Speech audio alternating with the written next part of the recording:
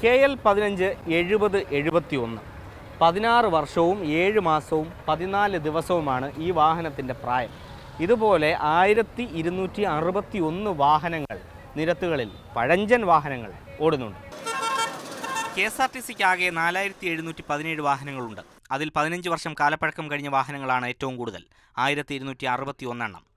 14 വർഷത്തിനും 15 വർഷത്തിനും ഇടയിൽ കാലപ്പഴക്കമുള്ള 698 വാഹനങ്ങളുമുണ്ട്. മുൻപ് സൂപ്പർ ഫാസ്റ്റും ഫാസ്റ്റുമായി ഓടിക്കൊണ്ടിരുന്ന വാഹനങ്ങളാണ് ദീർഘദൂര ഓട്ടത്തിന് കഴിയാതായതോടെ ഇതുപോലെ ഓർഡിനറിയാക്കിയത്. സമീപകാലത്ത് നടന്ന അപകടങ്ങളിൽ കൂടുതലും പെടുന്നത് പഴയ വാഹനങ്ങളാണെന്നാണ് ഡ്രൈവർമാരുടെ പരാതി.